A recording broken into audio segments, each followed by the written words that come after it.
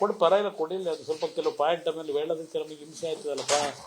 ಅವ್ರು ಅಷ್ಟೊಂದು ಸ್ಥಿತಿ ಇಟ್ಕೊಂಡು ಮಾತಾಡೋರು, ನಾನು ಒಂದು 2 ಪೇಜ್ ಇಟ್ಕೊಂಡು ಬರೋದವ್ರು ಮಾತಾಡೋದು. ಇಲ್ಲಿ ಹೇಳಿದ್ದಾರೆ,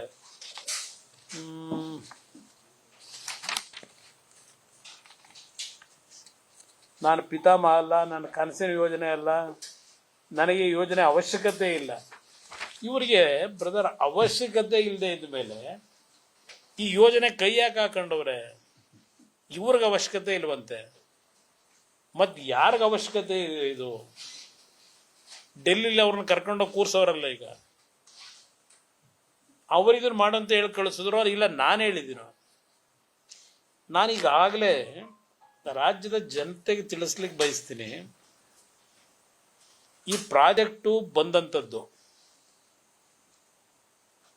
ಯಾವ ರೀತಿ ಪ್ರಾರಂಭ ಆಗಿದೆ,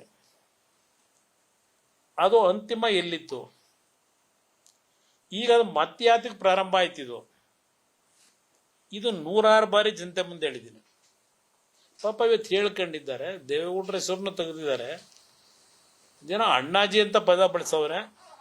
ಕೈ ಮುಗಿತೀನಿ, ದಯವಿಟ್ಟು ನಮ್ಮನ್ನ ನೀವು ಅಣ್ಣನೂ ಮಾಡ್ಕೊಳ್ಳೋದು ಬೇಡ, ನಾವು ನಿಮ್ಮನ್ನ ತಮ್ಮನೂ ಮಾಡ್ಕೊಳ್ಳೋದು ಬೇಡ.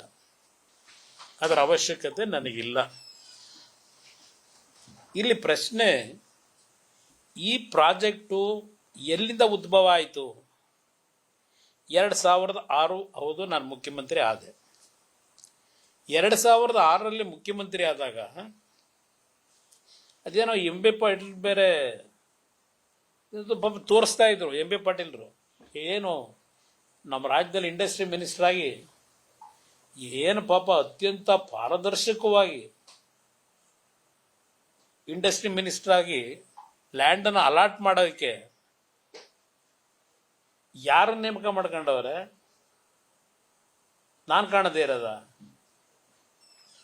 ನಾನು ಆ ಥರ ಯಾರನ್ನು ಏಜೆಂಟ್ ಇಟ್ಕೊಂಡಿರಲಿಲ್ಲ, ನನ್ನ ಜೀವನದಲ್ಲಿ ಇಟ್ಕೊಂಡು ಇರಲಿಲ್ಲ, ಇಟ್ಕೊಳ್ಳೋದು ಇಲ್ಲ, ಅದರ ಅವಶ್ಯಕತೆನೂ ಇಲ್ಲ ನಮಗೆ. ಈ ಪ್ರಾಜೆಕ್ಟ್ ಶುರು ಮಾಡಿದಾಗ ಬೆಂಗಳೂರು ನಗರದಲ್ಲಿ ಇದ್ದಂಥ ಒಂದು ಒತ್ತಡಗಳು, ಪಾಪ ಹೇಳಿದ್ದಾರೆ, ಕೃಷ್ಣ ಅವರ ಹೆಸರು, ವೀರಪ್ಪ ಮೊಯ್ಲಿ ಹೆಸರು, ಇವರೇ ಆದಂಥದ್ದು ಏರ್ಪೋರ್ಟ್ ಇಂದು ಭೂಮಿ ಅಕ್ವೈರ್ ಮಾಡಿ ದುಡ್ಡು ಕೊಟ್ರಂತ 6 ಲಕ್ಷ ಇದೆಲ್ಲ ಹೇಳ್ಕೊಂಡಿದ್ದಾರೆ. ಪಾಪ ಹಳೆದೆಲ್ಲ ನೆನೆಸ್ಕೊಂಡಿದ್ದಾರೆ. ಶಿವಕುಮಾರ್ ಅವರೇ, ನೀವು ಅವತ್ತೇನು ಮಂತ್ರಿ ಆಗಿದ್ರಿ, ಆಗಿನ ಸರ್ಕಾರಗಳು ಮಾಡದಂತ ಬೆಂಗಳೂರು ನಗರದ ಮೇಲೆ ಬಲಾತ್ಕಾರ ಏನ್ ಮಾಡಿದ್ರಿ? ಆ ಭೂಮಿಗಳ ಮೇಲೆ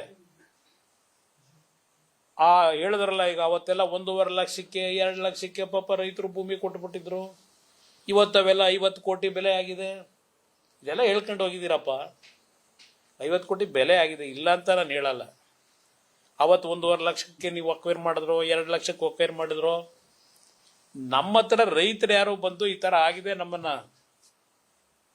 ಇವತ್ತು ಭೂಮಿ ಉಳಿಸ್ಲಿಕ್ಕೆ ಬಂದು ಹೋರಾಟ ಮಾಡಿ ಅಂತ ನಮ್ಮನ್ನೇನು ರೈತರು ಅವತ್ತೇನು ಕರೆದಿರಲಿಲ್ಲ.